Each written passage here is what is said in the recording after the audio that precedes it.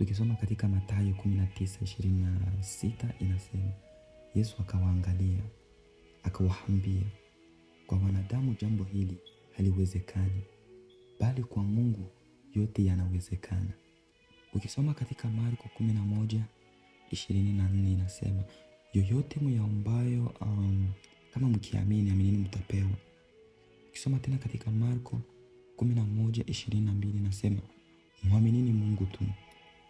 Hakuna lisilowezekana kwa Mungu. Mwanamke aliyejulikana kwa jina la Wema Sepetu aliishi miaka mingi bila kupata mtoto, na watu walimsema sana.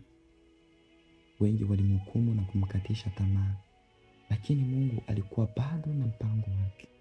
Maisha ya mtu hayapimwi kwa maneno ya watu, bali kwa mapenzi na wakati wa Mungu. Kila jambo lina wakati wake, na kila mtu ana msimu wake wa baraka. Usikate tamaa kwa sababu ya maneno ya watu au kwa sababu mambo yako yamechelewa kutimia. Unajua, watu wanaweza kusema yaliyo mengi, lakini Mungu ndiye anaye uamuzi wa mwisho. Kila ambacho watu waliona ni kuchelewa, Mungu anaweza kukigeuza na kuwa ushuhuda mkubwa. Maana kila kilicho cha mtu kina wakati wake kwa Mungu. Kwa hiyo, endelea kumwamini Mungu, endelea kusali na usiache kuwa na imani. Mungu hachelewi wala hawahi.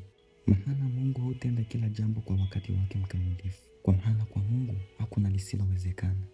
Huenda leo watu wanakuuliza maswali ambayo huna majibu yake. Huenda wengi wanakudharau kwa sababu ya hali ambayo unayopitia.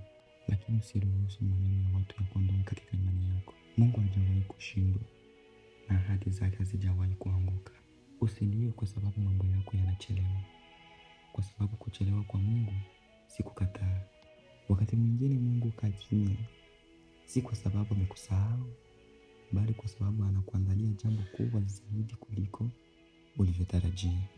Endelea kuomba na uendelee na kuamini, na pia uendelee na kumtumainia Mungu hata kama uone dalili za majibu yako. Siku moja kile kilichokuwa machozi kwako itakuwa ushuhuda na furaha kwako.